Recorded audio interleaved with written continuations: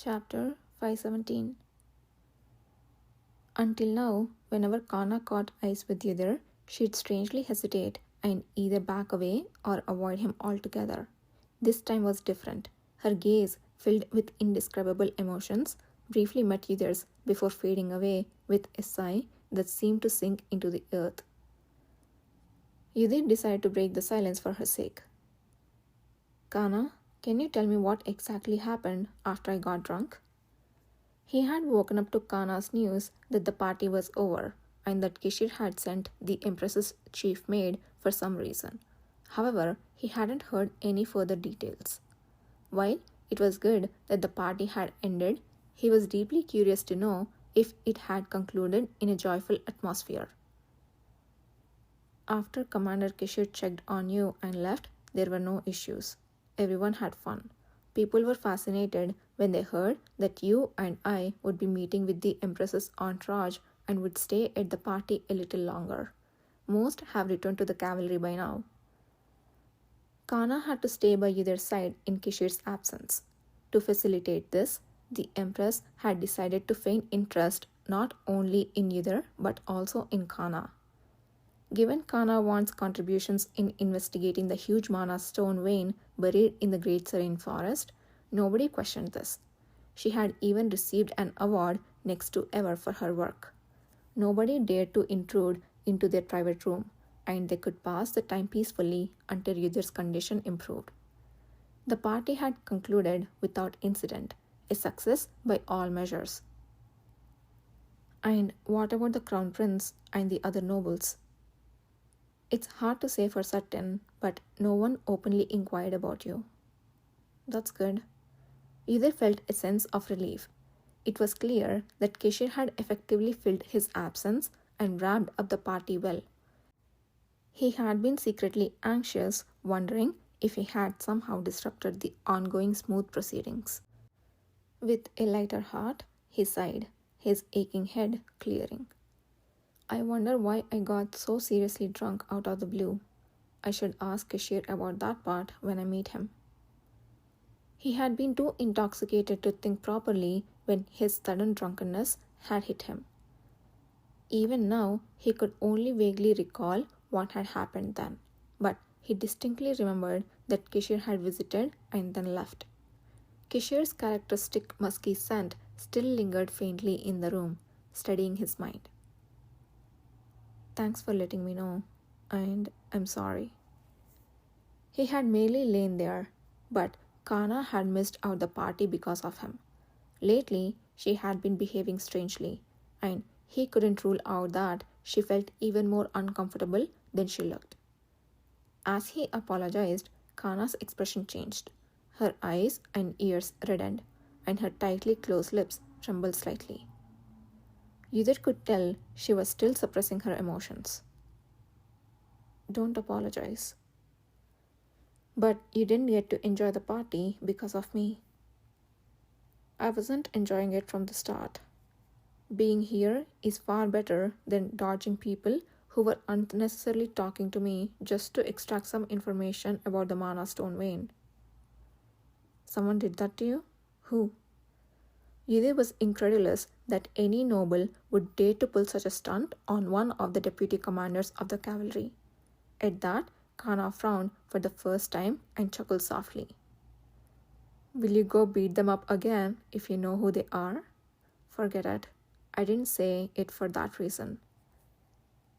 I have more than 100 ways to deal with it without getting caught. Just give me a description if you don't know their name. I said forget it. Kana, who had sternly shaken her head, averted her gaze slightly and mumbled after a moment.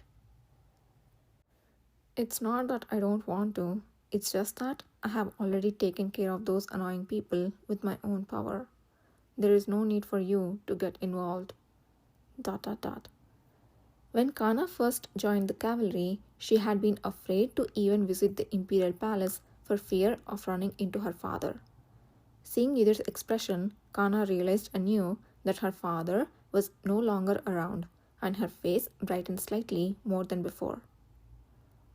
Don't worry, I have controlled my powers well enough not to get caught. At most, the cavalry will be a bit more cautious, thinking they know more petty details than they actually do. That's not so bad, is it? Fine, well done. In the end, that was all he could say. What should he say next? He wanted to ask why Kana was avoiding him, but he hesitated as he couldn't even guess the reason. He used to speak without any concerns, but it seemed he had changed in that regard. Either? As if sensing his hesitation, Kana spoke up. A similar sense of hesitancy briefly flickered across her now more relaxed face. You knew I have been avoiding you a bit lately, right? Yes. A complex array of emotions flashed across Kana's face, which was slightly biting her lip. It's not that I wanted to avoid you. I just didn't know what to say when I saw you. I thought it would get better with time, but it hasn't. Anyway, it's not your fault. There is no serious issue. I was planning on saying this first today, but given the circumstances, I'm saying it now. While she said it wasn't his fault, the idea of avoiding someone because you don't know what to say to them was puzzling. I don't understand why you have to avoid me if it's not my fault. You don't have to hold back, just tell me honestly. It's really not your fault. If you think cursing me out or using weapons would help, go ahead. Why are you so extreme? I have no reason to do that to you. Have you forgotten that I have always been on your side, no matter what? Kana asked incredulously. A mixture of an unwilling smile and a sigh creased her scrunched eyes. I really don't want it to come to this, she mumbled, burying her face in her hands. When she looked up again, her unchanging affection for Yidr remained. Well, considering your nature, it's probably why you ended up facing that mad baron on behalf of others this time too. ... The sudden accusation startled him. It was like hearing what he thought would be said by Kishir in advance, and he felt irritated. But I really like that about you, Yidr. That's why I am so worried about you. You don't have to worry. I'm fine now. What happened earlier was just a phase. Time passed and I'm back to normal.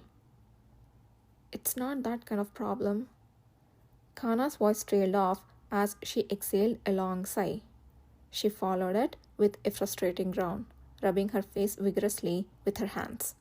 Her agony and torment were evident. Kana, are you sure it's not because of me? If it's so uncomfortable talking to me, how about discussing it with the commander? No, but fine, I'll tell you. It's my problem. It's because of my ability. No sooner had Yidr suggested consulting with Kishir first than Kana vehemently rejected the idea and shouted out as if she was a machine gun. Your ability? In that moment, Yidr felt a sudden chill deep down his spine. There was only one issue that would make Kana this anguished and blame it on her own ability. Did you read something from me? Yidr recalled a previous conversation where Kana had mentioned the difficulty of controlling her rapidly developing ability, which sometimes read information from those around her without warning. Yidr had considered the possibility that one day he too could be read. Fortunately, her ability didn't go as far as reading people themselves or peering distinctively into their memories. He had judged that, if needed, there was plenty of room for explanation. But this was sooner than expected. Instead of answering, Kana bowed her head once again, burying her face in her knees, her ear tips visible through her neatly combed and pinned up bobbed hair had turned a vivid red. Yidr thought the only information to be read from him would naturally relate to his past life, but her reaction was oddly curious. Could she have read something related to my previous life? Just then, The slow knocking of a door accompanied an outside voice. I heard Yudir is awake. May I come in? It was Keshir. Kana quickly corrected her posture and sprung to her feet, rushing toward the door.